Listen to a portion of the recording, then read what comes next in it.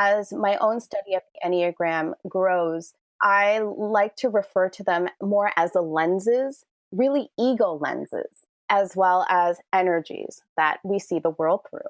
And we each have them. So, for example, a few of these energies or lenses are the need to feel loved and connected, the need for peace, the need for stability, the need for value, the need for moral and ethical purity. So there are so many needs that each of us have within us. However, depending on how we are wired from a psychophysical perspective, there is one lens or one energy that we rely on more heavily than the others. And along with that reliance on one of these energies comes with it very particular motivations, which include within them the fears and needs that are so unique to seeing and operating through that lens. I'm Casey Main, author, writer, and party girl turned spiritual junkie, and I'm dedicated to helping you better understand the most important and most complicated relationship you'll ever be in, the one you have with yourself. It's the only relationship that you're in for the entirety of your time here, and it affects every single aspect of your life. Yet it is the one most often overlooked. This podcast is here to help you explore that relationship, get to know yourself so you can accept yourself, heal yourself, and become a better version of yourself. So let's get to it.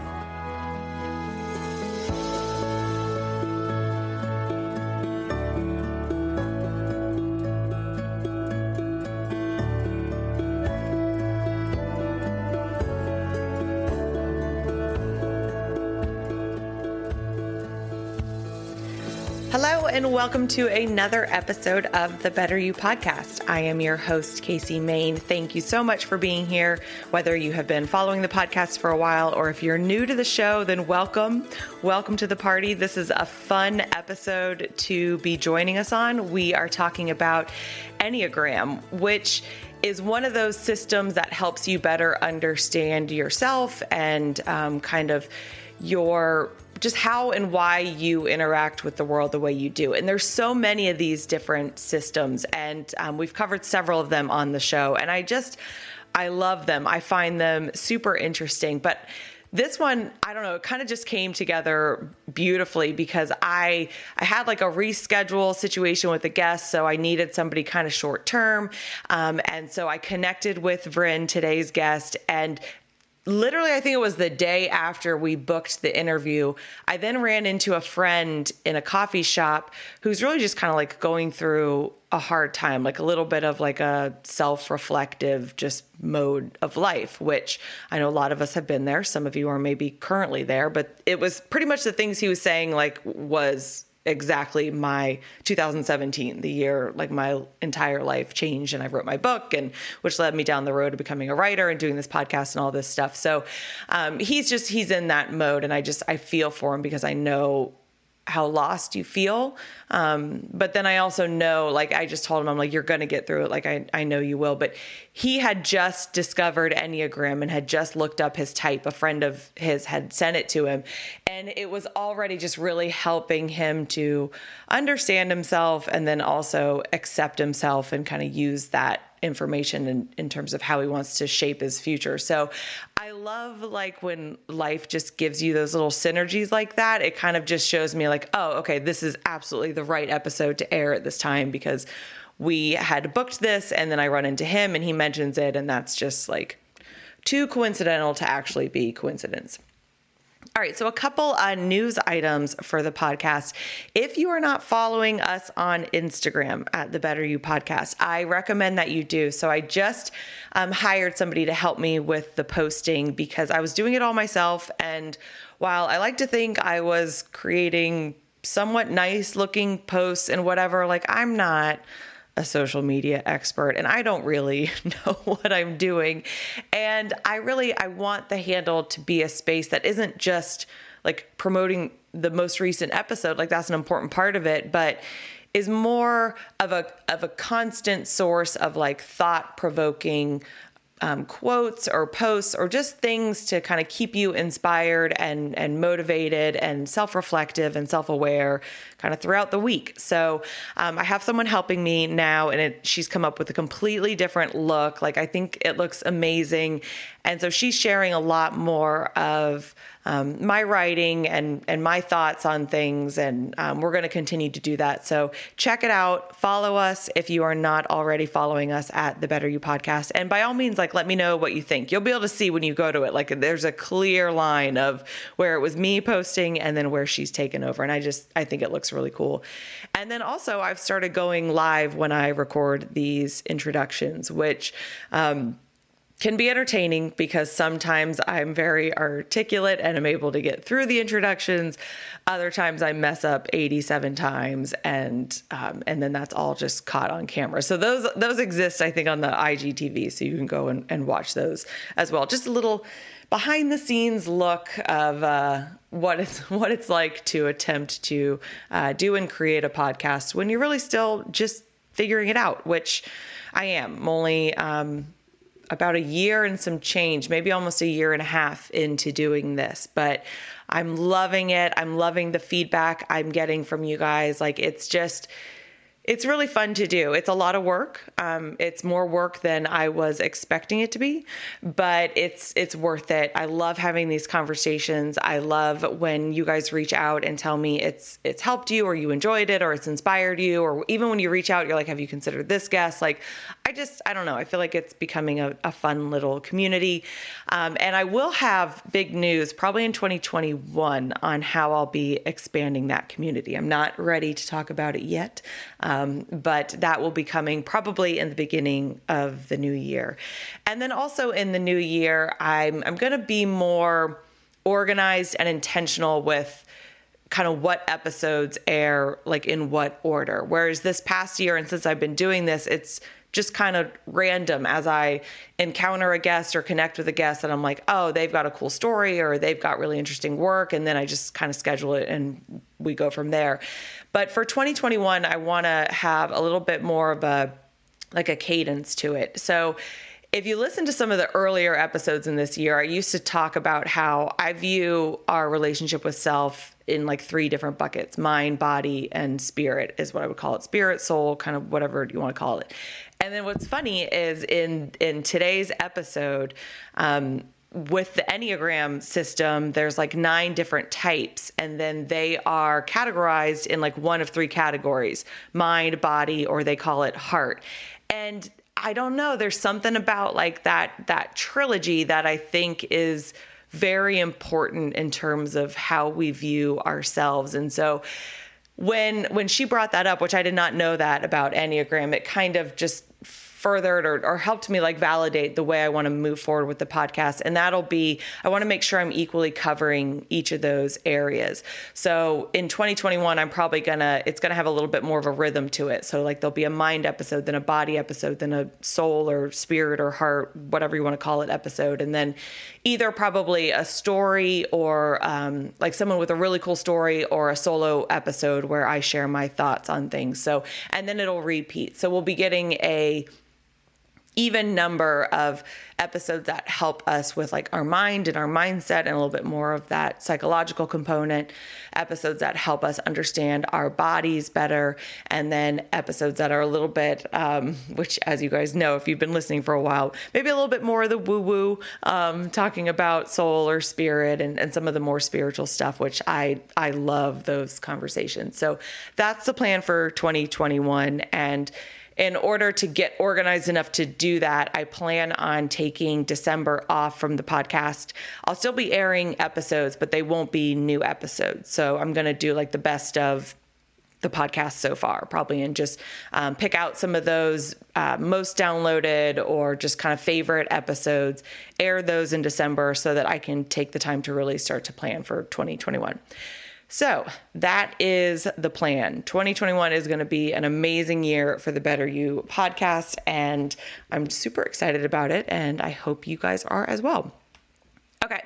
As far as what's coming up, though, for the rest of this year. So here's some of the episodes you can look forward to. So if you're new and you're not subscribed, you're going to want to go ahead and hit that subscribe button because we got some really cool guests coming up.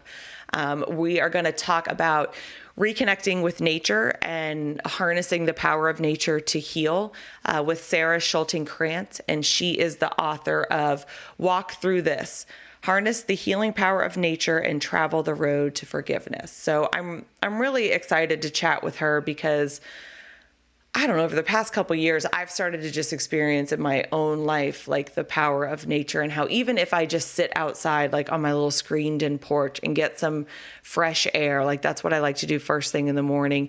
It just sets me up for a better day. And I used to do a lot of walks on the beach. I haven't been doing that as much, but just being outside, I don't know. I think we need it a lot more than we get it. So very excited to chat with her about that and her story. We're also going to talk about navigating life's transitions with Katina Mountanos. I always mess up saying her name. She is founder of the blog on Adulting, which is a really popular blog. And then we're going to discuss how to be in a committed relationship with yourself with Jacente Wamala. So not just, understanding our relationships with ourselves, but like, how do you really commit to yourself and put yourself first? And then that's going to be an interesting episode comparing to, we're also going to talk how to balance like taking care of yourself and all the things you have going on in life and being a mother with Casey Castro, who she owns a yoga studio over in Australia. So excited to chat with her. But those will be two episodes. I'm probably going to air them back to back because I think that's just going to be like interesting to hear those two different perspectives of like, how do we commit to ourselves? But then also like we got a lot going on, and especially if you're a mother and you have children. And so how do you find that balance? So that is just a couple of the episodes that we have coming up to round out the year. I do also want to mention a couple previous episodes, because if you like today's topic and you enjoy learning about these different systems of how to view ourselves and understand ourselves, we've covered several of them on the podcast. So you can kind of go back in the archives and listen to episode 64, Decoding Your Life and Relationship Lessons Through Numerology with Donalyn Savello. So that one is obviously on numerology. And there's like kind of a lot of synergy with that one and this one. So that's a really good one to check out. Episode 61, Understand and Embrace Your Uniqueness with Erin Claire Jones. And that episode is on human design. Then there's episode 56, Exploring the 10 Worlds of Happiness with Dr. Ash Eldefrawi. And so that's not so much, so it is like a system, but it's him and another psychologist or psychiatrist wrote this book, The 10 Worlds of Happiness. And so it's all about like how you define happiness and how that drives you. And they break it out in these 10 different worlds. So it's a little bit different than some of these other systems, but it's super interesting. I really enjoyed that conversation. And then we also, episode 50, Listening to Life and the Keys in Your Genes with Paul Kuhn. So that's about the gene key system, which is a really beautiful system as well. So if you enjoy this kind of stuff and you like today's episode, you'll definitely want to check out those other systems as well. And I really think the value in looking at all of these is to find one that really speaks to you and then use it to just better understand yourself, like accept the way that you are and the way that you operate versus comparing yourself to others, which I know we can tend to do and be like, what's wrong with me? Or why am I like this? Or even like, what's wrong with that person? But there's just so much value in understanding there's all these different types of people and no one is better than the other. And the world needs all of them. So when you start to study any of these systems, and I think it can really just help you in your own growth and like how you're working on yourself, but also just in all your relationships and like your daily interactions with other people, because it's just kind of that constant reminder that, okay, they think differently than I do. They operate differently. They see the world differently. No one is better than the other. It's just different. And I think that's an especially important and timely message right now. So I think all of those episodes, including today's, can give you a lot of insight into that. Okay, so we're going to go ahead and talk about today's guest.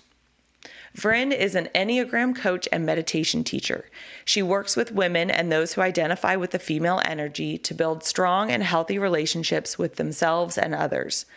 She does this by using the personality framework of the Enneagram to help others identify their core motivations, which are directly influenced by each of our specific needs and fears. It is often our unconscious needs and fears that have the potential to spill out in interactions we have with ourselves and others in both the personal and professional settings. By understanding what we are driven by, we develop greater awareness, understanding, and acceptance of ourselves and others. Vrin is also a meditation teacher and a lifelong practitioner of Nada Yoga, the yoga of sound, Japa Yoga, the yoga of meditative mantra recitation, and Kirtan Yoga, and I probably completely butchered the pronunciation of all of those. I apologize. She is also well-versed in Tantra, chakra meditation, Swara Yoga, the science of the breath, and Yoga Nidra, which is psychic sleep. She offers one-on-one Enneagram consultations and ongoing coaching for those interested in diving deep into understanding their core motivations, their unique gifts, and how to work with the shadows we all battle within. And in this episode, we discuss how her life switched from science to coaching and how she found the Enneagram system, what the Enneagram system teaches us about ourselves and how it can be applied to our lives, the value of understanding your own type and seeing and understanding that the people in your life are different types, the 3 categories that different types fall into, body, heart, and mind, and how we need all of them to grow, how there is a spectrum of consciousness within each type determined by whether we are run by our ego or self-awareness, the ego and its role and interaction with the different types, and then we briefly go through each of the 9 types and discuss what they look like on a higher level of consciousness and what they look like on a lower level of consciousness. So this is a super interesting conversation. I really think that you guys are going to enjoy it. It's a little bit of a longer one, I know, but you'll see we kind of start to go through the 9 types and then we go on these tangents of things like the ego, but it's all like just super interesting stuff. So we are going to go ahead and jump into this conversation with Vrin.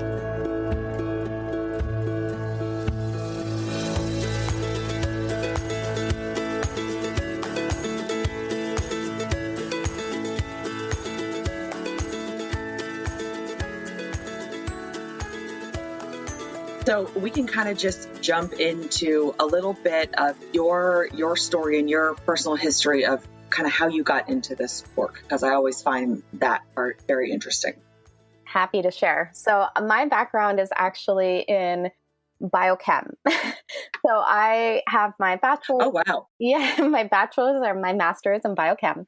And the short version of the story kind of goes that after my master's was a really, really difficult time for me, to be honest. I think I really recognized at that point that as much as I appreciate science and I love science, that this wasn't really the path for me. But it also left me in this quandary of I didn't know where to turn and how to engage what I knew was inside of me that almost felt like it was bursting to come out, but it didn't have an outlet.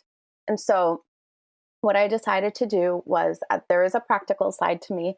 I said, I'll give a number of years to working in a science-related field that wouldn't be research, wouldn't be so isolating, which is one of the things that was very difficult for me. And I fell into the field of regulatory affairs.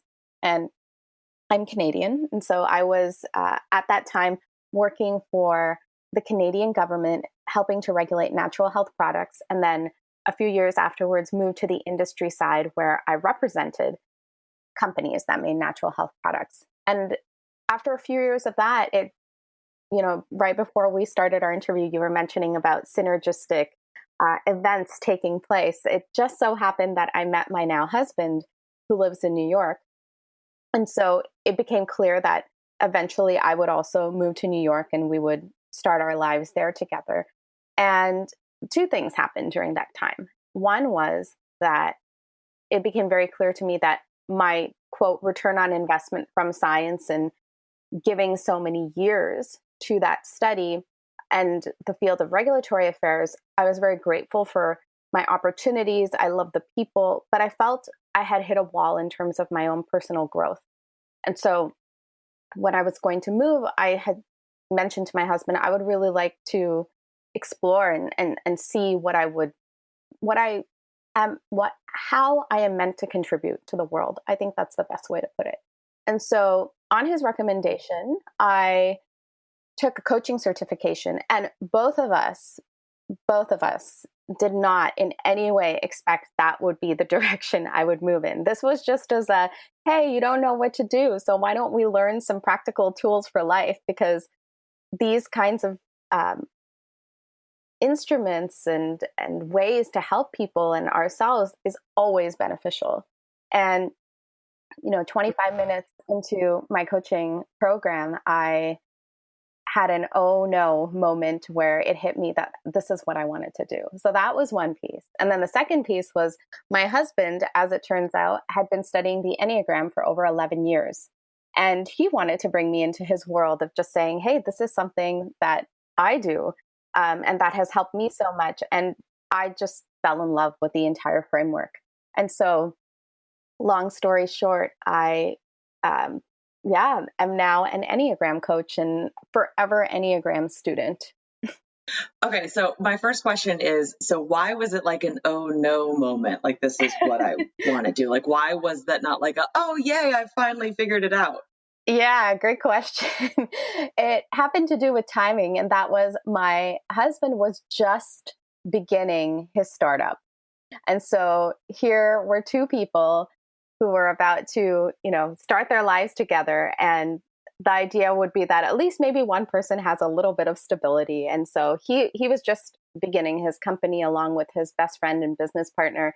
And here I was going like, oh my God, I think I found out what I wanted to do. And really was looking to follow like a solopreneur path. Yeah. Which is not an easy path or one full of financial security, especially in the beginning. So yeah, I'm sure that was kind of like, okay, well. Yeah. Okay. My next question is, where did he find the system? Like, how did he come to become like such a student and believer in it? So that's a really interesting story. And it is that he was at the time a monk, and he was, Oh, wow. yeah. So his history was, was in consulting, then was a banker for Bank of America, worked on Wall Street. And during that time had this experience of really wanting to pursue a spiritual calling. And so while he was working on Wall Street, he lived in an ashram and lived by all the principles of being a monk. And then he left Wall Street and he moved full time into the ashram and was a monk for several years. And it was during that time where he was helping to take care of, I believe at their largest, they had over 18 or 20 monks who were living together, recognized that, there were all kinds of dynamics that were coming into play, as there always is in any kind of community or family. And he and a few other senior monks were looking to different systems. How can we really help and support one another? And they came across the Enneagram. And so a few of them took training from kind of the preeminent teachers of the Enneagram today, who are Don Riso and Russ Hudson. Okay, so that's super interesting. I don't think that I've ever spoken to somebody who now I'm like, second degree separation from an actual monk, which I think is super cool. So let's talk about the Enneagram system. Like, what is it, and like what's it rooted in? Because I told you before we started recording that we've done episodes on gene keys, on numerology, on human design, and they all kind of have their roots in different like ancient philosophies or a combination or whatever. So where does the Enneagram stem from? Yeah, it's just similar to many of these incredible systems. There's a very mystical element to it as well. So it's been associated with Sufism, with Kabbalah. It has roots in Egypt. So there's all kinds of places as well as traditions that have some association with the Enneagram itself. And the movement to North America, I guess you can say, and really the surge in its understanding and popularity, to the extent that I know, is it.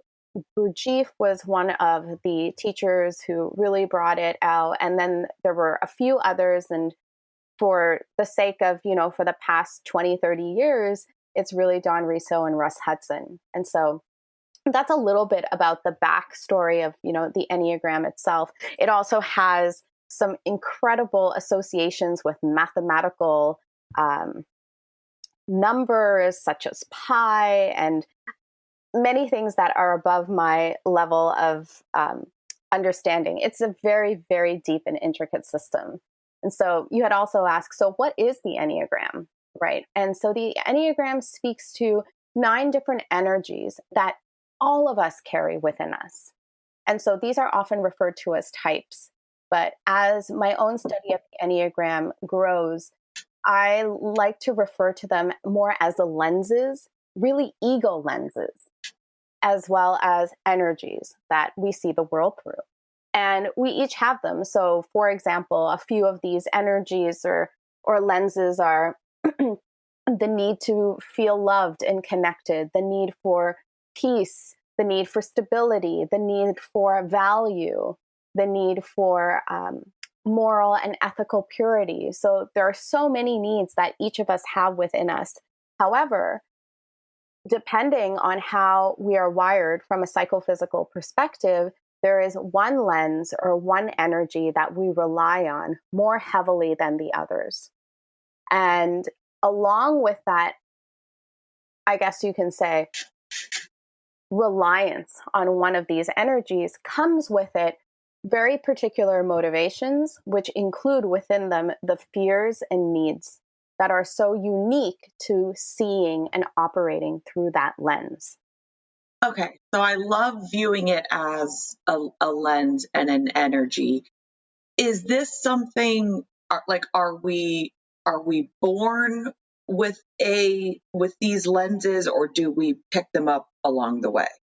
It's such a great question. From my understanding and from the way that I have been taught myself, this is something that you're born with. However, the nurture element is also extremely, extremely powerful. And so the environments that we grow up in, as well as that we're exposed to, can have a huge impact upon how we see the world.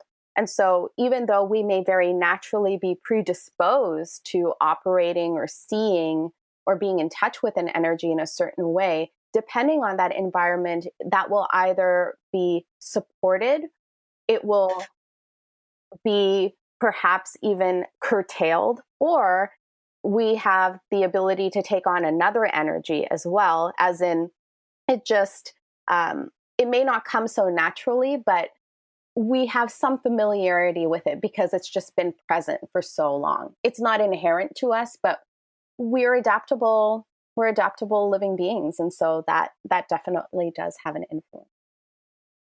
Okay, so then I guess it could change over time. Like if I took one this morning before this conversation, and then if I took one in 10 years, my percentages of the different types, could they change?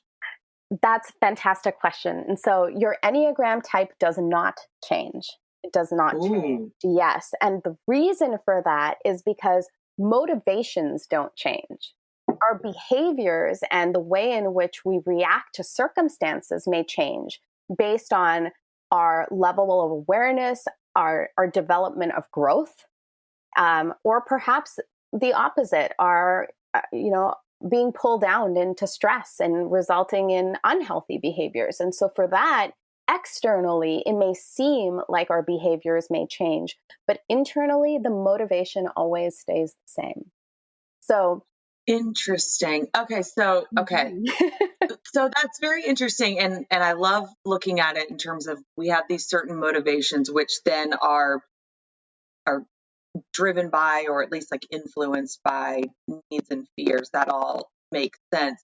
But I find it super interesting that we're born that way, yet so the Enneagram test that I took, and I just like Googled and did the first one. So I don't know if I did a good one, but like it didn't ask for my birth date or any of that stuff that a lot of times systems that rely on or say like you kind of come into the world this way usually ask for, when and where you were born, and it kind of has that, I don't know if it's like an, astrological astrological element to it or whatever. But so I find it super interesting that this system is like, this is kind of your default, yet it didn't ask for my birthday. Or did I take a bad one? No, actually, Okay. you probably took one that was perfectly fine. It doesn't require, it isn't dependent on your birthday. It isn't.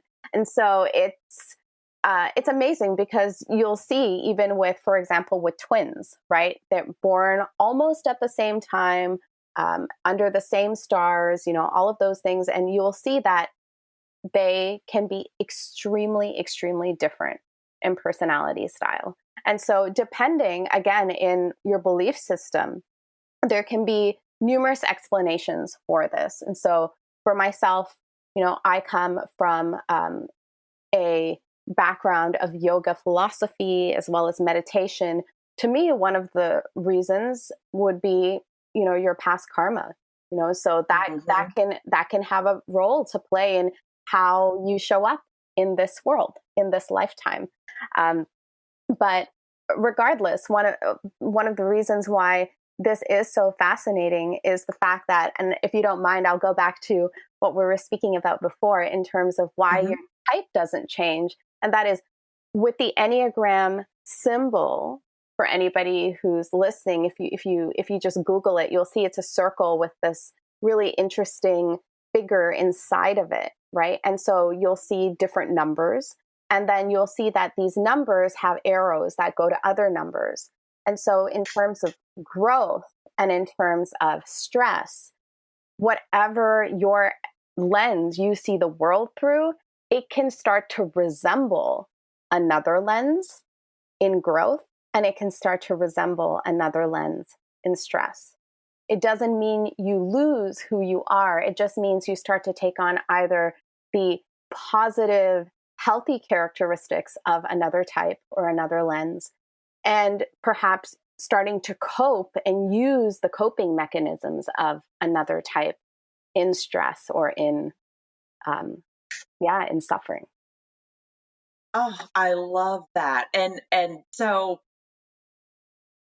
I love that way of looking at it. And my belief system probably aligns very similarly to yours, that it doesn't change because we've come into this life with very specific lessons to learn and growth to be had. And so it's like we come here a certain way for a reason, because that lens is the opportunity to learn the lessons we're here to learn and grow in the ways we're here to grow as part of like our much bigger journey. I like that. I like that way of looking at it a lot.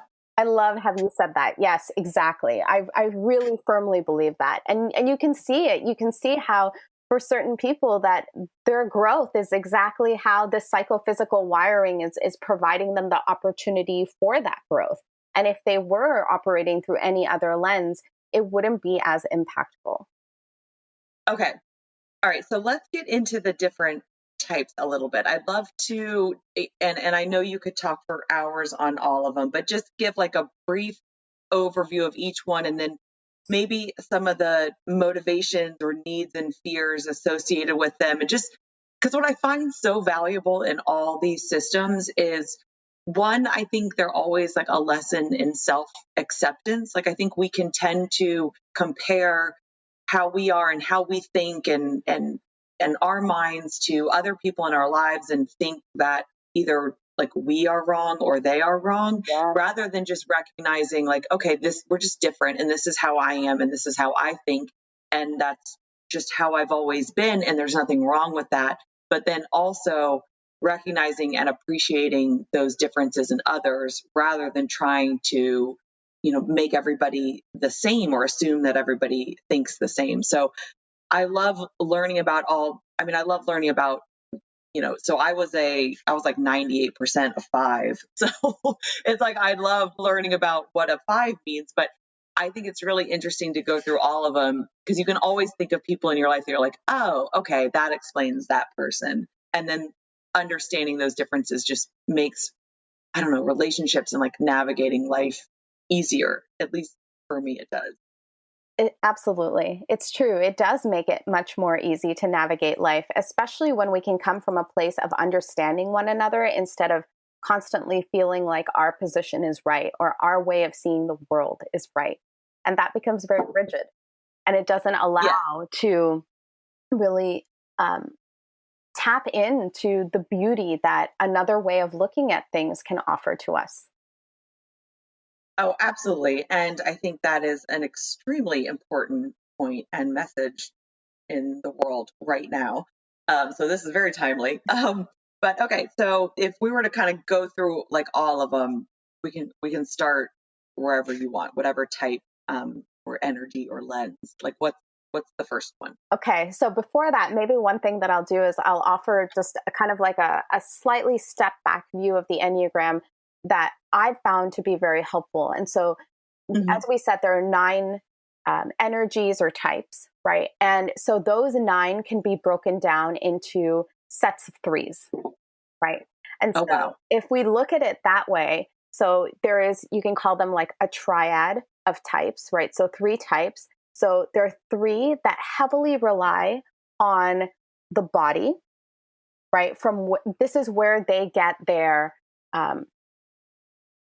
I guess you can say, um, power in some way from, right? So the relying on Hmm. the body, on the instincts, on the gut. So that's one center.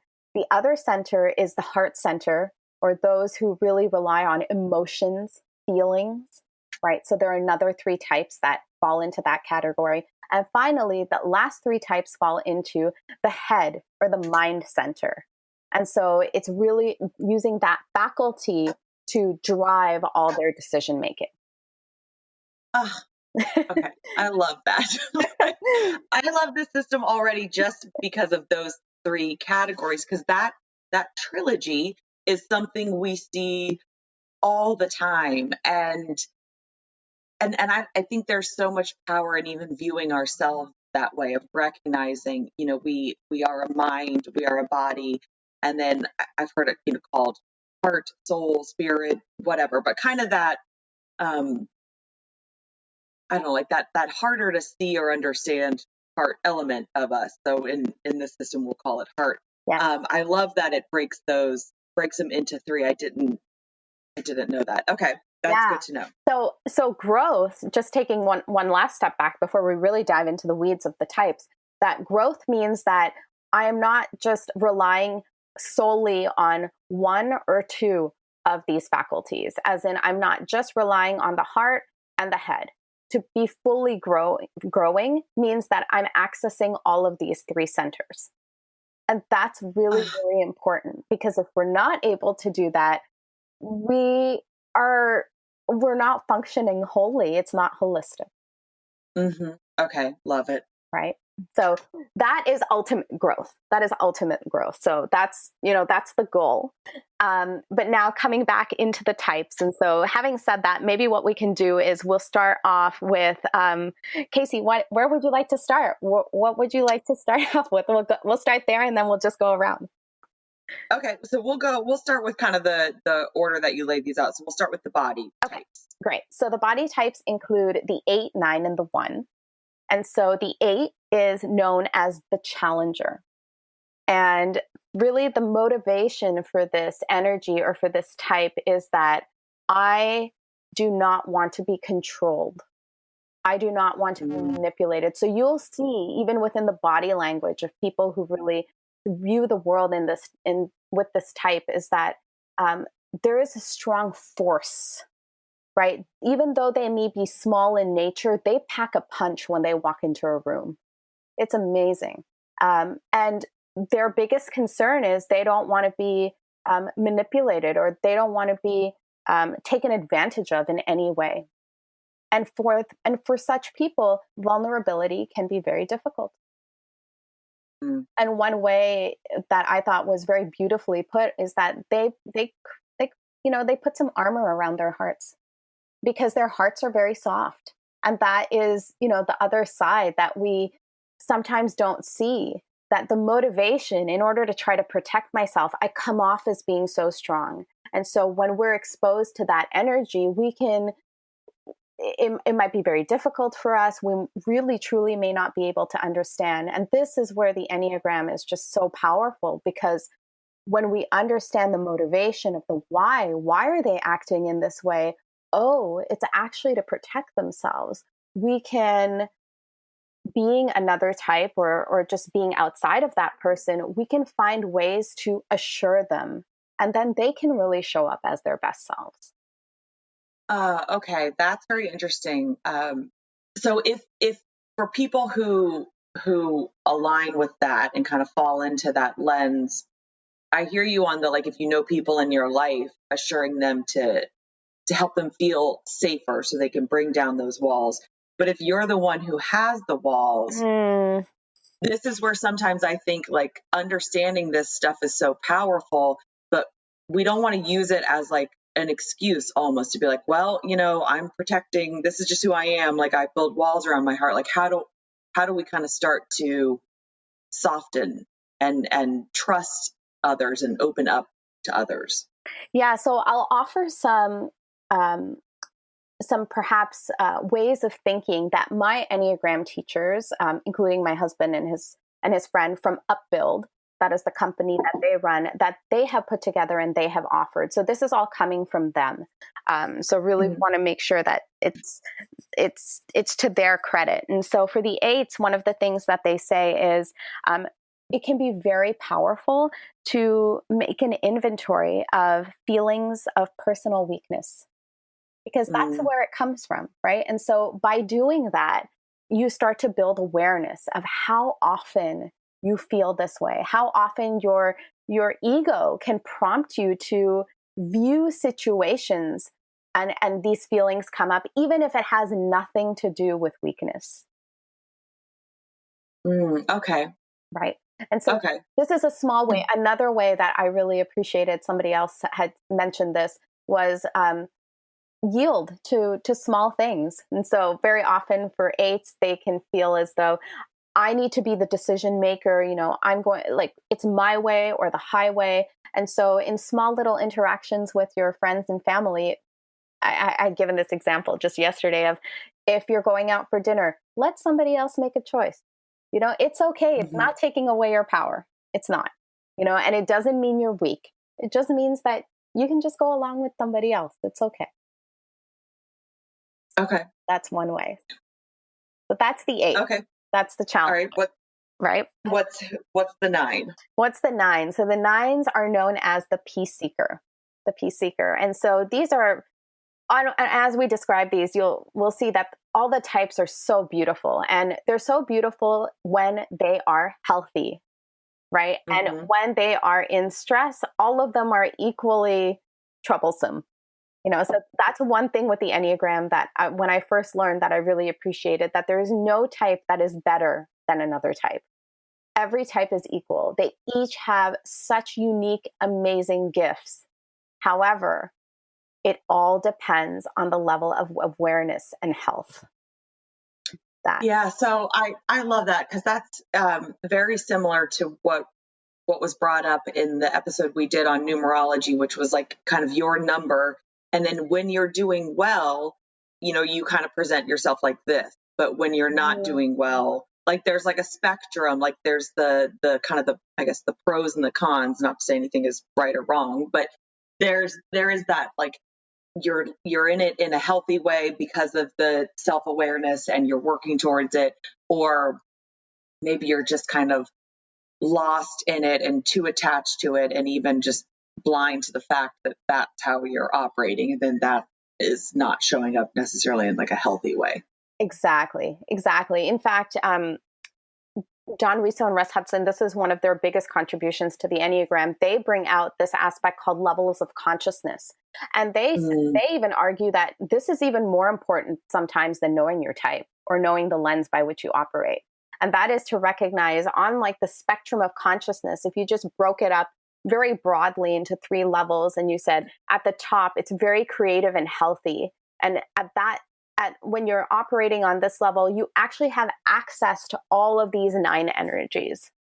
And that is, you have the ability to see a situation, you can clearly see what is your tendency or predilection to responding in a certain way, and then very intentionally choose perhaps another way because you see the merits of it better than the way that you would typically respond. So I love that. So it's awareness. It's awareness of self, but also awareness of the attributes found in other types and the values, which then if we bring that into a daily life level, it's awareness of the differences in other people that we encounter and always being able to find the good element and how they operate that might be different than how we operate. Exactly.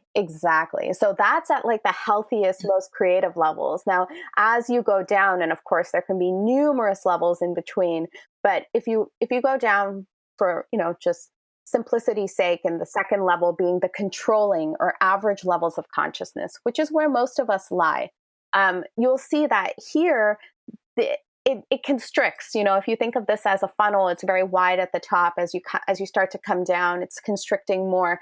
And this is where the ego recognizes and wants validation for particular identities. And this is what, as we're going through these types, you'll see that there's certain identities that each of us so badly want validated. Right. So for the 8s, one of the things is to be seen as a protector, to be seen as strong, to be seen as invulnerable even sometimes. Right. And so that is an identity. For the 9s, we'll see that one of the things is to be very peaceful, to be calm, to be very equipoised.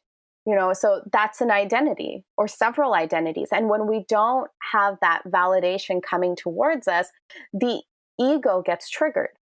And of course, this could be a perception. It's not that we're not receiving that validation, but I'm perceiving that I'm not receiving that validation. So what do? We do the very thing that we know is not healthy for us. And that is, we try to control and manipulate the situation so that we can get the validation that we so desperately seek.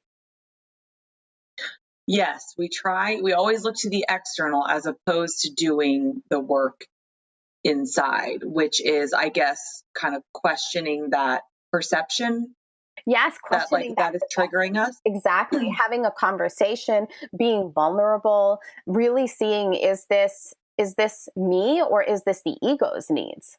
Right. Mm-hmm. And so you spoke about spirit before. And so spirit is very different than the ego. Mm-hmm. And in fact, in yoga psychology, it will speak about how the ego is this covering over the spirit or the soul that prevents us from truly accessing who we are. And so all of these ego identities, and I really love how you mentioned at the beginning, and this is one of the things I love about the Enneagram, this is to help us to get to the platform of doing the actual spiritual work. Mm-hmm. So this is to help us recognize we need a healthy ego container. And then at a certain point, that ego container will need to be dismantled. And so it has a purpose. It has a purpose. But in the time that we're using and we require this ego container, let's make it as healthy as possible. Let's not stay in these controlling levels of consciousness, or further worse, dip down into the destructive levels of consciousness where we'll take anybody down with us if we don't get what we need. Right. Okay. Right. So that is this facet to the Enneagram that I have personally benefited so much from, of just trying to determine where on the spectrum of consciousness, where is my average? Where's my average level of consciousness? Knowing that it can dip low and it can dip higher, or it can increase higher, but where is the average and how can I move my average up? Because every single time I can move it up, and this example of a nail, moving the nail up, and if there's a rubber band around it, The rubber band represents the dips in our consciousness and the highs in our consciousness. We don't want to try to keep stretching the rubber band because it'll break at a certain point. What we want to do is we want to move the nail higher. As we do that, we become more and more aware. Okay, so I'm just trying to wrap my brain around kind of how the ego plays into all of this. Like, is the ego kind of what gets triggered and is what is at the lower ends of consciousness for all these different types? Like, is it the ego that's kind of attaching to, or I guess driving the fears and needs that is then impacting the different motivations? Yeah. So if we think of the ego, just to even kind of define the ego, one of the ways that I really love to define the ego that I've learned is it's essentially a collection of identities, right? Mm-hmm. The ego is like a bag of identities. And when those identities that the ego has collected for us, that kind of determine our I-ness almost, in this world. Mm-hmm. When we go out and we say, hi, I'm Vrin, I'm an Enneagram coach, I'm a meditation teacher, I'm a mother, I'm this, I'm that, all of these identities, when those identities are not validated either externally, or even sometimes we can't seem to validate our own identity, that's when the fears start to really expand. And that's when we get triggered. Okay, so it's like the ego is what is attached to and clinging on to kind of all these external identities, and then or external validation of the bag of identities. And so when that isn't happening, then that's when it kind of goes into freak out mode. Exactly. You nailed it. That's exactly what's happening. And so when that takes place, then instead of easing off the accelerator and instead taking a good look and creating some space, right, to see what's happening right now. Why am I being triggered? What identity is being called into question, really? Instead, we just slam hard on the gas and try to control the situation to get that validation that we need in that moment.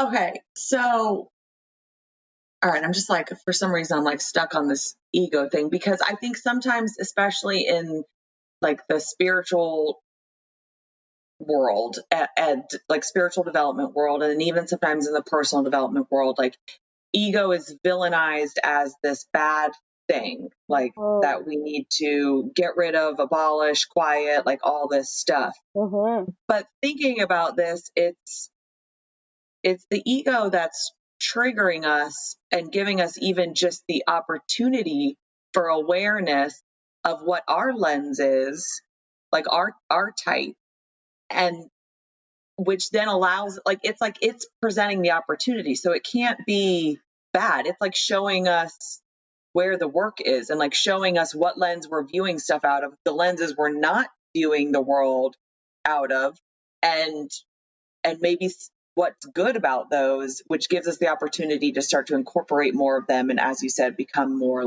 holistic. So does the Enneagram system, and maybe there isn't an answer to this, I don't know, but do they view does it view the ego as a bad thing, or insight? Yeah, I really love how you pulled that out. There is this way in which we villainize the ego, and the Enneagram speaks to the ego as, in some ways, it's neutral, right? And that is, it becomes bad when we feed it, essentially, right? But when we can, kind of like you said, see what it's offering to us, and from there really dive into it and do the work and grow, then the ego is providing us information. Actually, what happens is we take that information and we hang on to it so tightly, and we don't use it for the purpose it's supposed to be used for. And because of that, then it traps us. And then what ends up happening, and this is where very often we hear of the word somebody's egotistical, or we've suffered from egoism. And that's when they're so entrenched in those identities, it becomes all about me. Right. And that is the experience we have of somebody who may be egoic. Which that's so funny that we do tend to see that ego, and then we say like, oh, well, it's all about me. But then on the flip side, it is all about us, like, and how we are choosing to see the world, and whether or not, as you said, like, we're using the ego as a tool or we're allowing it to use us. Yes. Like, so it's like, it's so funny because it's like such a subtle difference, but it's so important is when you're living in that very egoic world, like, you're making everything all about you. And it actually is all about you because of how you're choosing to like react to it. Like, I always get like stuck in that a little bit. Like, I find that like almost kind of contradiction, but saying the same thing, like, super interesting. Yes. It's kind of like being able to hold opposites. Yes. There's this incredible Franciscan monk who's also, incorporates the Enneagram a lot. And his name is Richard Rohr. And he says, and I aspire to live by this. He says, maturity is the ability to hold opposites. And I love that. And that's like a theme that's come up in some episodes. And I just feel like I'm starting to believe like that is the ultimate point of not just life in this life, but like our bigger journey is getting to that point. Because I think the human experience is very like dualistic. Like, we're very yes. either or, like, Yes. it's this or it's that. Absolutely. And I think it's the Tao that talks about, but like all these other philosophies and these really spiritual teachings, it a lot of times comes down to that holding or sitting in the middle of two opposites and like holding them equally. And I don't know, that gets like super philosophical, but I just feel like so many of these conversations, that element kind of comes up in them. Yes. Yes. And when you said that, that's what I felt immediately, right? Because it is about you, as in it is about you because you are the only one who can and is responsible for your own self-work. So it is about you. And at the same time, that's of course at the healthy levels. But if we're not at those healthy levels, then it becomes about us in that it is about me. It's my world and you are all players in it kind of attitude. And so, yeah, and because like it's all about us in that we're responsible for our self work and whether or not we're working on it or we're just projecting it onto everybody else. exactly. And then everyone else is doing the same thing. So it's like if you take someone else's projection as being about you, like that, what's your self work? Like that I don't know, that I get like lost in it as I try and like explain it, but sometimes it starts to make sense in my head. Yeah, same here. I mean, it's deep stuff. And I feel like this is what, as society, we should be grappling with.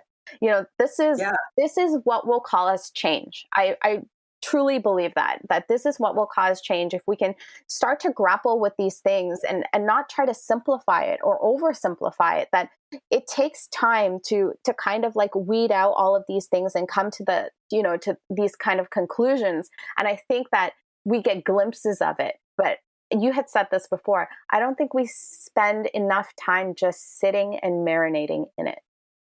Mm-hmm. Contemplating. Exactly. Like we're too busy. And that's a whole other conversation in itself. And really what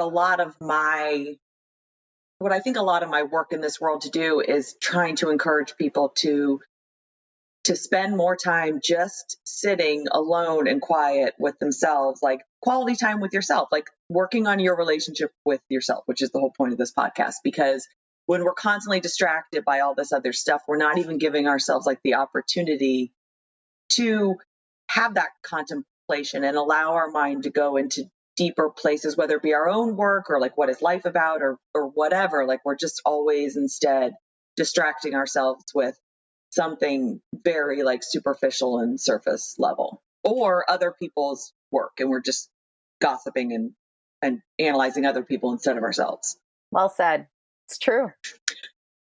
Okay, totally got distracted there by the ego, but I'm glad we went there because I think that's super interesting.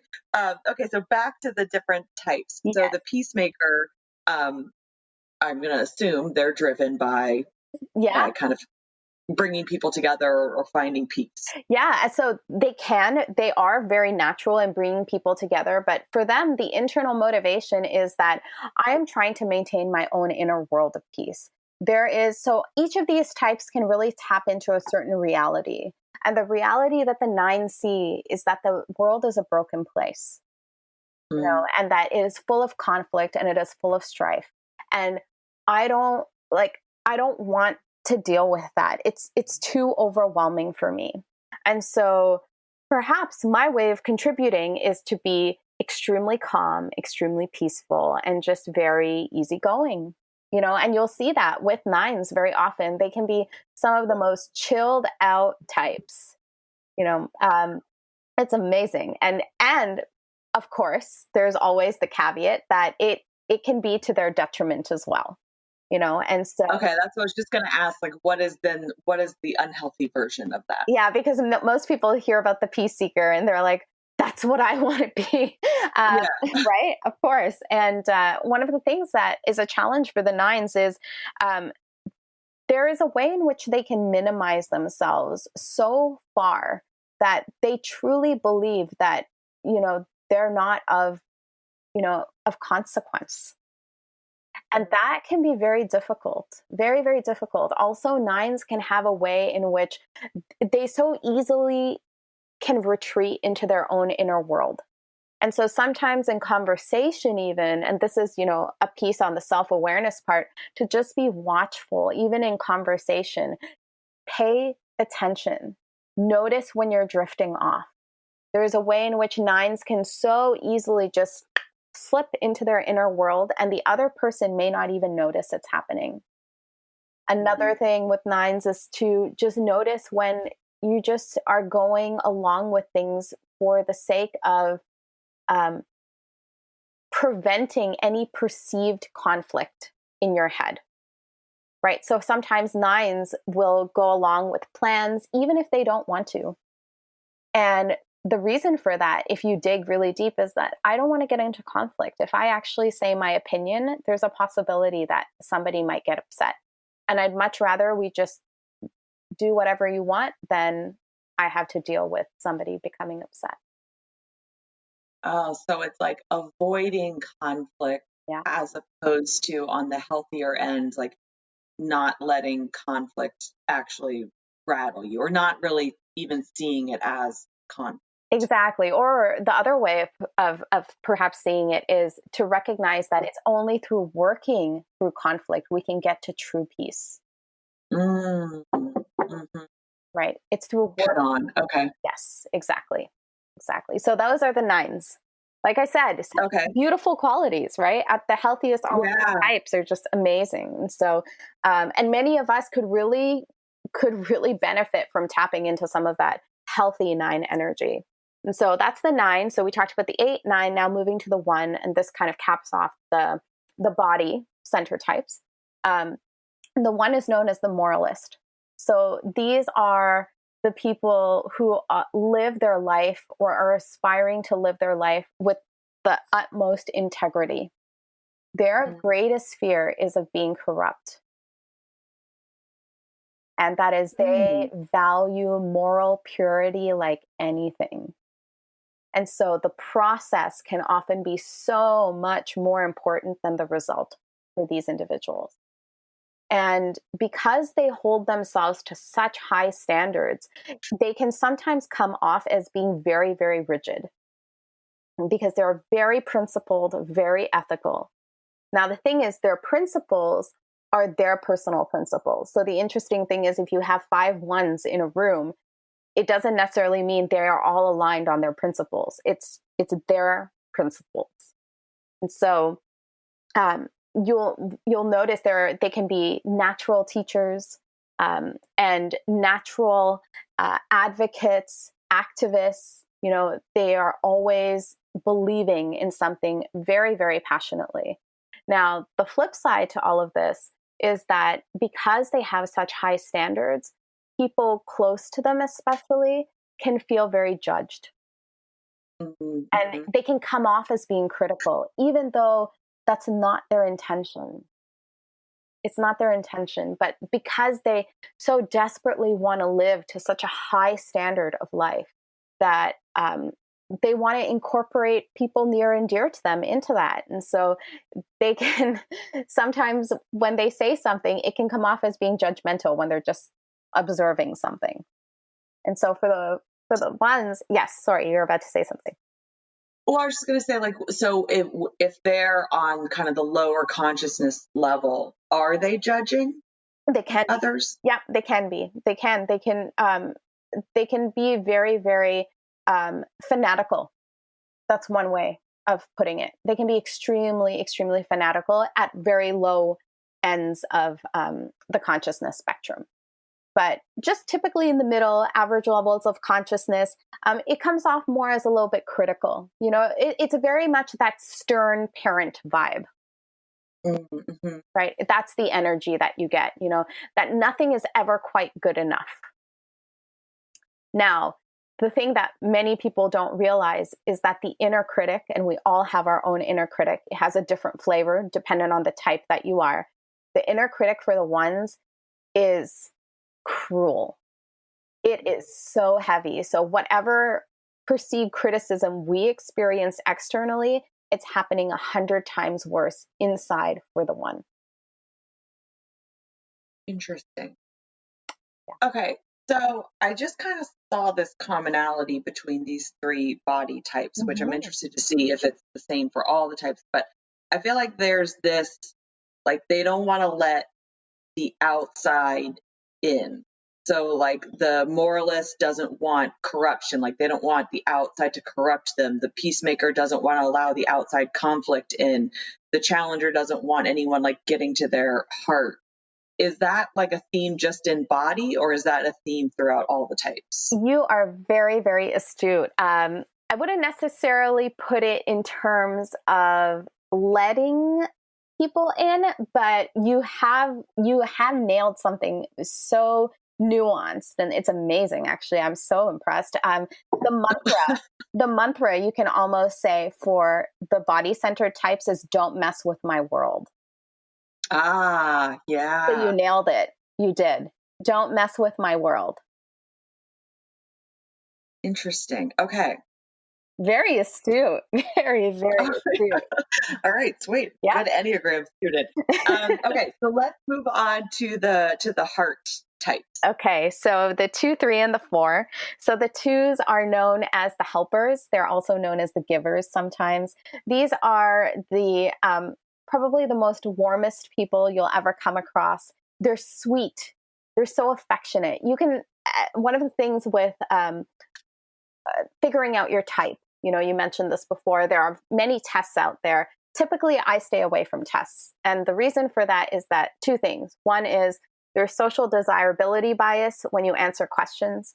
And secondly, a test requires you to be so self-aware yourself. And so the test is supposed to help you with your self-awareness. And yet what happens is that it's predicated on you already being self-aware in order to get a very accurate answer. So that's such a good point, because whenever I take these different things, I find myself also like, well, this is how I used to be, but this is kind of how I currently am, but this is what I'm working towards. And then I don't know how to answer them. Okay, so how do you help people figure out their type then? So 2 ways that I think are the most valuable. So I think that it's always great if, and for those who do like to read, and of course you don't have to if you don't want to, there are some excellent books out there that I can mention that are great, you know, introductory books, or just getting your feet, so to speak, wet into these different energies. But really the 2 best ways I would say is, one, to take an Enneagram workshop, because those are very, very powerful, or else, and in those workshops, you'll learn about all the types. And the second, and this is something that I offer, well, I really hope it's of service to others, and that is to take an Enneagram consultation. And so what that is it's somebody asking you pointed questions to really determine the motivation. Because in these tests, what they're looking to discern is from your behavior. It's not actually asking questions to truly find out the motivation behind your behavior. And that is where you can accurately figure out the lens by which you see the world through. It's not your behavior, it's the why. It's the why. And you mentioned, I used to be this way, I'm like this now, this is what I hope to be. A lot of that has to do with levels of consciousness. And questions don't, how do you find that out through a written question? It's very difficult. Yeah, because they've all got to be built on algorithms and stuff so you can take them online and it spits out an answer. Like there's no way to build an algorithm that's really getting to the why, because then, as you said, like that's going to be very specific and very greatly per person based on their answers to previous questions. And there's, a million different directions you could go with it. Okay. Yeah. That's very interesting. Yeah. So something to think about. So then maybe I'm not a 5. It's possible. It's possible. Just from the way you speak, I'm not quite sure you're a 5. There is, okay. Yeah. All right. Well, at the end, you'll have to tell me what you would guess. Guess that I am based on this conversation. Okay, so let's go back to. That's a really good point. Let's go back to the 2s. Yes. So they're the helpers. Yes, the helpers radiate sweetness. So one of the reasons why I brought this whole thing up was that body language actually can really. It's amazing how much we give away in terms of the energy that we operate through in just the way we speak. The way we walk, and even the way we look. And for the 2s, you'll see very often there's like a very soft, there's a softness in their features. And I'm always astounded how accurate this is. I mean, this isn't to say that everybody who has soft features is a 2, but more likely than not, very often 2s do have softer features. And so, very warm, these are like the hostesses. This is also very much the stereotypical notion of the female energy. And so this is where it becomes really interesting. So if you wanted to say very alpha male energy, those are the 8s. If you want to talk about quintessential female energy, these are the 2s. And one of the things that Riso and Hudson speak about is that based on everything that they know of, there's an equal number of types throughout the world. And even in terms of gender, it's 50-50. So you can imagine how that is if a male identifies themselves as a 2 and how a female identifies themselves if they're an 8. Interesting. There's an equal number of all the types in the world. That is what I've, based off of Riso and Hudson, I look to them. That is what they say. That is super interesting. And I mean, that just speaks to the point that like the world needs all of them. And that goes back to balance and like a holistic, like if our growth is to know what our own lens is, but essentially be able to pull from all of them and find the value in all of them and kind of see through all of them, then it makes sense that the world would be all of them, like would have an equal amount of all of them and have kind of that balance. Exactly. Yeah. Yeah. Cool. So, okay. That's interesting. Yeah. So you'll find that there are many male 2s, and that can sometimes be a struggle for them, right? Because they're just much more openly vulnerable and very caring. Right. And so this is where our notion of stereotypes totally has to be dismantled because it isn't serving anybody. It really isn't. And so for these 2s, going back into, so this is what they offer to the world. Their whole basis is to feel and to offer love and to feel close and to be close to others. And so this is where, the triggers for the ego begin. When they perceive that they are not feeling loved or close, then they can start to manipulate. And again, this is very unconscious and control, as each of us do. And the way in which they do this is that they can sometimes insert themselves into people's lives.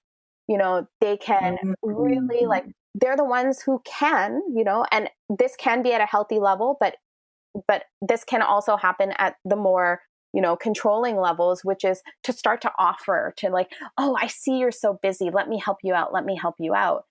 but it isn't the unconditional love that they sometimes feel like this is what I'm operating off of. It's because they want to feel close to somebody. They want to be validated as someone who is loved by them. And so for the twos, one of the most important things that they need to remember, and the work for the twos, because again, they also have this incredible radar for being able to suss out people's needs, even when the person themselves doesn't recognize they have needs, is what we hear on the airplane every single time we get on, which is put your oxygen mask on first. So for the twos, that means to recognize, I have the need to be loved. I have the need to feel close. And by expressing it, that's much more healthy than just trying to like get it in different means. Interesting. Okay. I'm like thinking of some people that I'm like, oh, she's a two.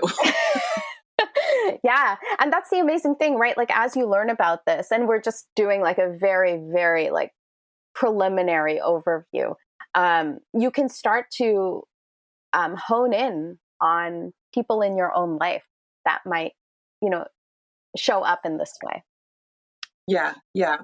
So there's okay. So let's jump to the threes. Okay. So the threes, known as the achievers. So this is the type that probably most people aspire to look up towards, and what in many ways most like bigger cities and like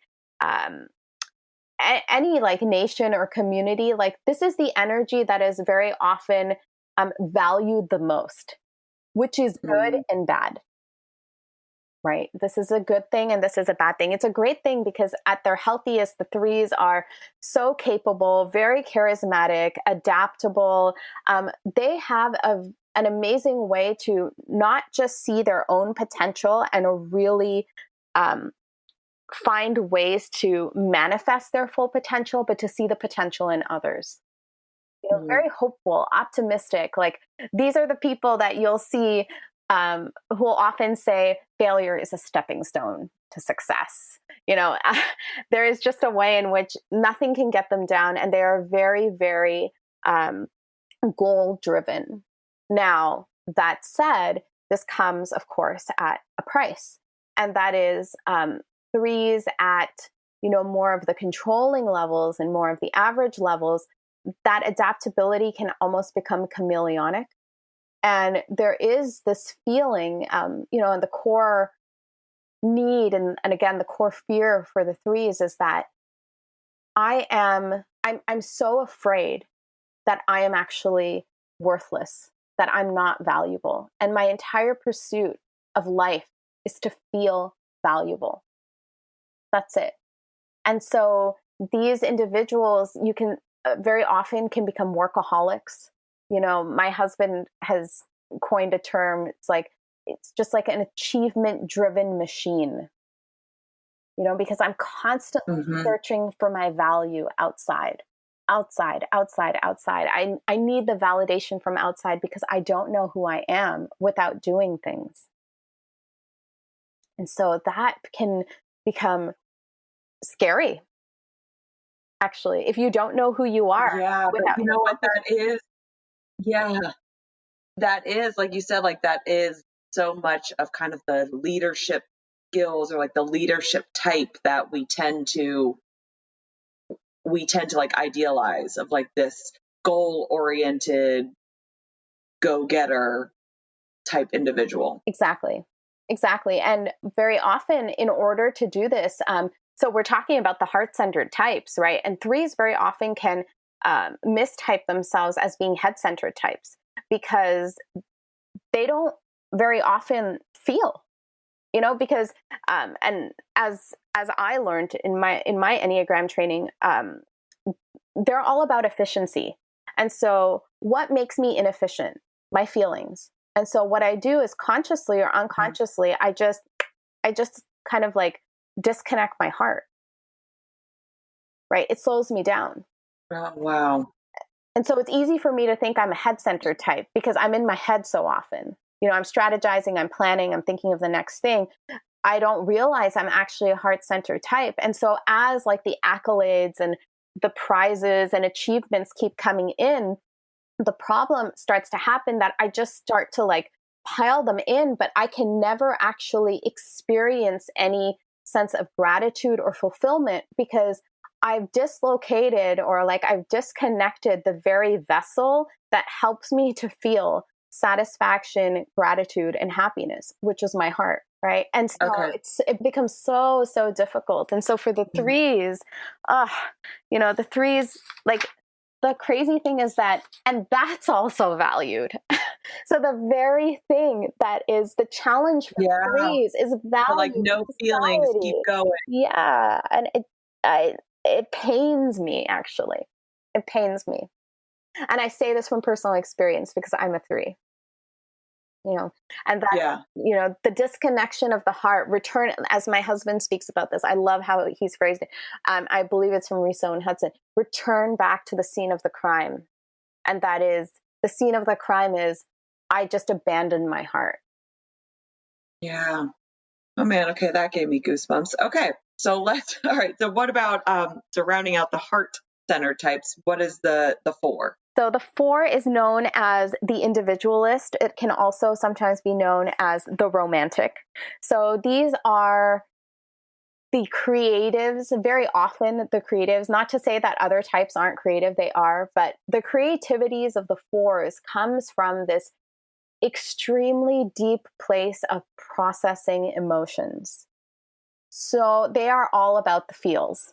That is it. They are all about the feels. And for them, it's very much that my feelings, I am my feelings. That can very much be the unconscious mantra for the four. I am my feelings. It isn't that the reality, which is I have feelings. They provide me information. I am my feelings. And because I am my feelings, I hinge so much of my identity on my feelings. Now, this is where kind of like the ego game begins. My feelings are constantly changing. And that starts to cause a problem. And the other thing that happens is that my feelings, I also start to recognize that the more negative or challenging emotions have a longer lifespan. And so I can very much get caught up in like spending more time in those feelings. And sometimes I've heard fours even say like happy feelings, like happiness, like that's kind of pedestrian, don't you think? Like that's not where like real life is. Like you need to go to the suffering. The suffering is where you can really like find growth and like inspiration. There's a way in which like the fours can, at their healthiest, it's amazing. Like they can process dark emotions in such a healthy way. And that when it comes out into whatever offering they give, whether it be art or poetry or music or whatever, there's a universality to it that people, no matter what type, they'll look at it, they'll experience it, and they'll say, I don't know how you were able to articulate something that's been going on inside of me that I've never been able to express. That is the power of the four. Wow. Okay. It's amazing. They're super nuanced. So then what is interesting? Okay. So what is then if they're like kind of, what is the unhealthy version of that? So the unhealthy version, so the fear for the fours is that I don't have an identity. I am identityless. And so the pursuit, so life becomes almost a pursuit of who am I? Who am I? And I look at every experience and every interaction as providing me another piece of the puzzle. And in that quest to do that, as I mentioned before, where this starts to get a little bit complicated is that I start to rely so much heavily on my emotions that my emotions become my identity. And so it becomes easier to say what I am not as opposed to what I stand for. So I don't like this music. I don't wear those clothes. That becomes the identity as opposed to the positive. And because this starts to happen and I start to almost like wallow in my feelings, I need to amp up my feelings constantly. And that is a full-time job. And it can lead to, sometimes very often, just not being able to even do work, right? Because I am just so constantly trying to manage the radio station that is my emotions, of who I think I am. And I can start to feel envious of other people, even that why is it so easy for you? Like, I want to be like you, but actually I don't want to be like you because I know I'm unique. I know and I feel so misunderstood because you're not trying to understand me. But you know what? I don't really want you to understand me. So it becomes this push pull that the fours can start to experience. And at low levels of consciousness, it can start to really feel like a victim mentality has started to overtake an individual. Everyone is against me. Everything is against me. Okay. Mm-hmm. Yeah. Wow. Okay. So what is kind of if the body types are like, don't mess with my world, what's the mantra for the heart types? Is there a common one? Yeah. See me the way I want to be seen. And when I'm not, That's a good one. And when I'm not seen the way I want to be seen, it becomes so painful. So painful. Wow. Okay. There's a lot in that hits pretty deep. That's very interesting. Okay. All right. So I know we're kind of coming up on time, so let's head to the head lenses, or the mind lens. Okay. Yeah. So moving to the fives. So these are some of the most unique people you will ever meet. The 5 is known as the investigator. And I will tell you, I can't even begin to express how many people have told me they think they're 5s. And it's not to say that they're rare, because like we mentioned, there are an equal number of types out in the world.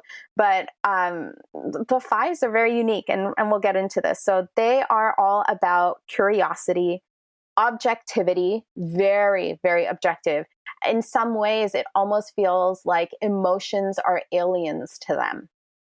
Can be very, very unemotional, very, very detached. Very detached. Social interaction, if there is one type that really doesn't need social interaction, and it's not to say that like they don't like people, it's just, they don't need it as much, it's the 5s. It's the 5s. They are in their heads. They're in their heads, and what they're about is collecting knowledge, and very, very specialized knowledge.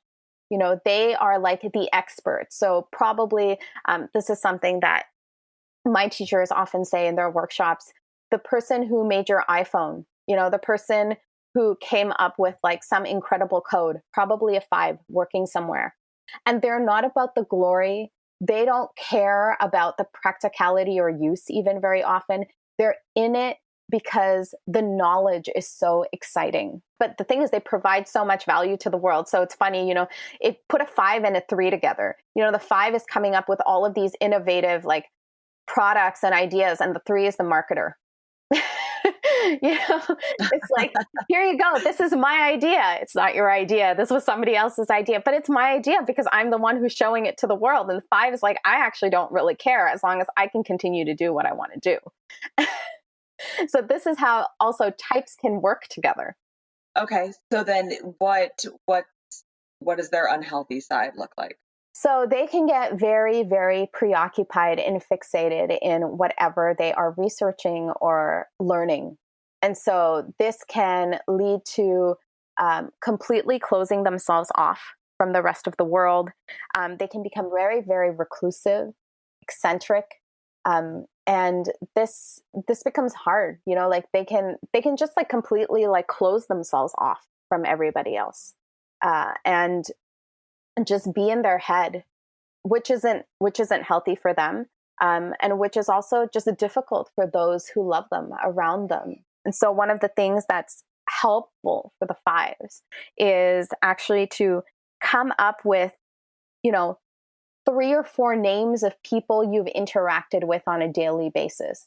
Now, this may sound crazy for the rest of us who are like, I can easily come up with like 10 or 15 names, but for the 5s, coming up with even 1 name sometimes can be very difficult. Oh, wow. Okay. Because they just get into their own world and aren't socially interacting with anybody. Yeah. And again, this isn't to say they won't interact socially, but especially when they're on like a research binge or like really like excited about something, they almost feel like other people become a distraction. Like, I don't need you. Like, you're going to waste my time. So that's how the fives are.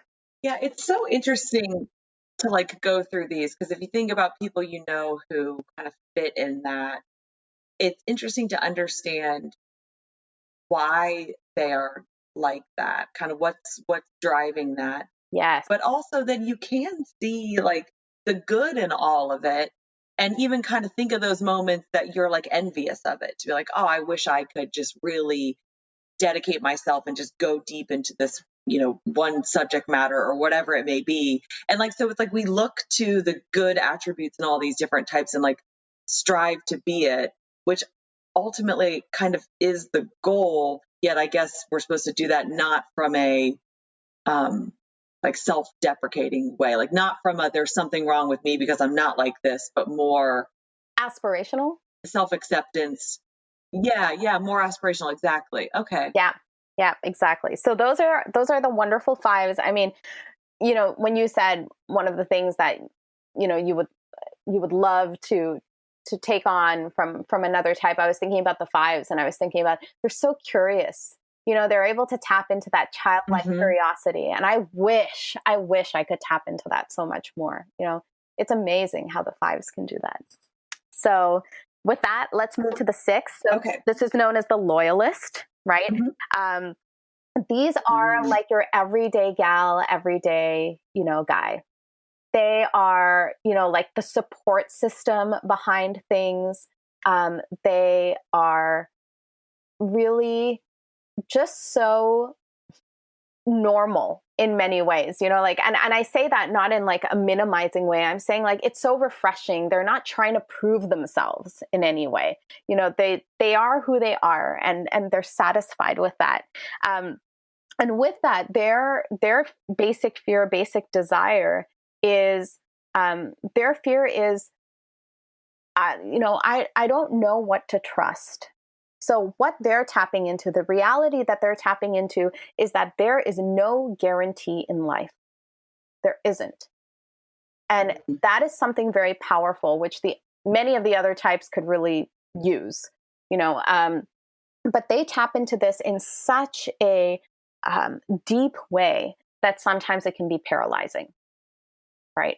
And so for the sixes, what can happen to them is that they can truly have trouble trusting other people in their life. And so you can feel this sometimes in interactions where it almost feels like you're being tested. And so like, hey, you showed up, and this is of course more at the controlling levels of consciousness and below, like, you showed up 5 minutes late. Why? And not even that they may say, why were you 5 minutes late? To them, it's just like, okay, so I'm making a mental note, then something was more important for 5 minutes than, being with me. They can be they can be extremely organized. They take things, and these individuals can really like make note of who is supporting them, who can they rely on, and they can trust.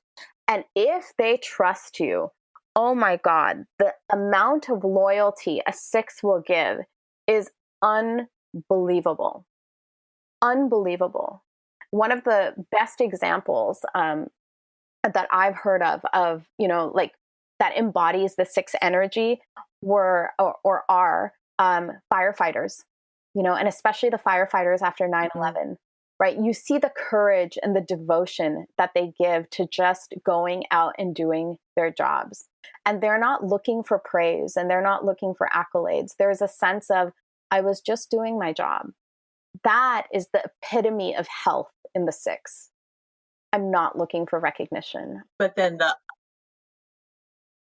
kind of the unhealthy, or the lower level of consciousness, is almost like being skeptical towards people, because assuming like nothing, you can't depend on anyone or anything? Yeah, people and situations that Okay. and because they can really tap into, I've been let down so many times. If I've been let down so many times, what's to say that I won't be let down now? And along with that, what to Mhm. speak of, like, not just trusting other people, there is often a tendency to not trust myself. That's where the root comes from.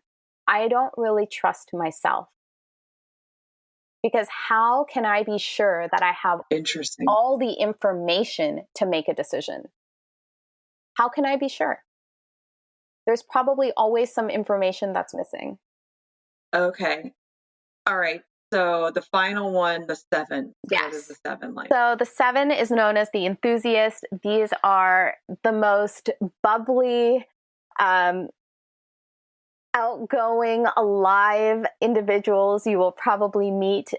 They are very often, they're the life of the party, right? Like, the party doesn't start until the 7 comes, and they're just excited about life. They're just excited. They're always excited. And one of the things at the healthiest levels that they can tap into is that there's this beauty that is there in the present moment. I don't need to wait for anything else. The beauty is here now, and there is freedom in this moment, and I can tap into it. And that is just amazing. It's amazing. Now, what happens to the 7s is that because they're in pursuit of experiences and in pursuit of happiness and joy and this freedom, the very thing that they're afraid of the most, what they fear the most, is pain. Because pain will slow me down. It means that the world isn't um, as open and wonderful as I thought it was. And along with just slowing me down, pain traps me. And I'm all about freedom. And so, what very often 7s will do is that they will try to outrun their pain. And they do this in numerous kinds of ways. So one of the ways in which the 7s can do this is that they plan, like anything, in terms of backup plans. So a 7 may say, okay, today I'm going to go see a movie, and then but they have a backup plan to that movie, because what if that movie is boring? So okay, so there's an art gallery opening, so that's plan B. I'm going to go meet up with some friends at the art gallery opening, and well, if that like kind of ends early, then I'm going to go to the bar. So like they're constantly planning, so to make sure that there is no sense of boredom, because the moment you feel bored, guess what? There is much more access to feeling pain. So these head types, is their kind of common mantra something about, like, I noticed there's like a theme of seeking, like seeking expertise, seeking information, seeking excitement. Is it something about like seeking? It's about seeking. It's about, what can I trust? What can I trust? So the way in which I pursue that is in different ways. So I try to find my trust in knowledge with the 5s. I try to find my trust with the 6s by asking a lot of people. So sometimes, and this is a stereotype, but it isn't true. But sometimes 6s can come off as like very indecisive, very, very indecisive. Now, all 6s are not like this, but there can be a tendency to this, because I'm just not sure what to trust. So what do I do about it? I ask a bunch of people. And I'll ask a bunch of people, and sometimes I still won't do anything that anybody told me. And that can drive others crazy. Oh, okay. I love the way this kind of lays everything out and explains it. Like, this, I think, is very, of all the systems I've learned about, like, this one is both super insightful, but also seems like pretty practical in terms of how to use it to work, like, on yourself and your relationships. Yeah, it's one of the things that has attracted me most about the Enneagram system. Okay, so if you had to guess, which one do you think I am? I'm going to have to reserve that judgment or that hypothesis for perhaps offline, because there are a few places, but I would need to ask you some more questions, because I'll also say that in my zeal in the early days when I came across the system, if somebody were to ask me that, I would jump over it like so quickly and be like, well, I think you're this. But now perhaps there's hopefully a little bit more maturity. And I realize that, it's good to, I need to temper my zeal so that I can really ask more questions to assure myself that I'm even offering something of substance. Okay, well, that is actually like the perfect answer, because that's essentially what we all need to be doing as we go through life, is like taking a little pause, asking some more questions, and then moving forward in a more intentional manner, as opposed to being so reactionary and jumping to conclusions or jumping to answers. So I would love to know what type you think I am. I do appreciate and respect that answer for sure. Thank you so much for coming on. This is like, I like this one. I like this system a lot, like in how it looks at things, how it explains things. Like a lot of it really resonates and has me thinking about all kinds of stuff with myself and other people. Tell everybody where they can find you, how they can book a consultation with you if they're interested in doing so, where they can follow you on the socials, all that kind of stuff. Oh, thank you so much. Sure. So you can follow me on social. I'm primarily active on Instagram. So my handle is @illuminate.nyc, ILLUMINATE.NYC. You can also find out more information about me and book an Enneagram consultation. And often I also offer coaching based off of Enneagram consultations. You can do so by going to my website. That's illuminate.nyc. Or you can just DM me on social if that's easier for you. And those are the primary places you can find me. I also, Casey, at the end, you mentioned like let's open up some space, before we just react. And in that vein, I do offer some meditation. And so if you're interested in that, I'm a lifelong practitioner of meditation, always aspiring to create more space between my response to a stimulus and also happy to be of service to others in that way. And you can also find out more about that on my website. And so those are the primary places. And I've also created an intention setting worksheet in case that might be helpful, as we're speaking about space and speaking about building more awareness. And if you'd like, I'll give that to you, Casey. I'll send you the link. And if anybody's interested, you can feel free to download it. It's a fillable worksheet, really helping you to come up with daily intentions. And some prompts and questions for you to think about, because intention setting can be overwhelming. And I speak about that from experience. I love that. Yeah, definitely. I'll include that link in the show notes for sure, so that anybody listening can get that as well, because I believe a lot in the power of intention setting, both on a broader scale with life as well as just daily. But you're right, it can be overwhelming. So no, I'd love to check that out and include it. Thank you. Just thank you again for coming on.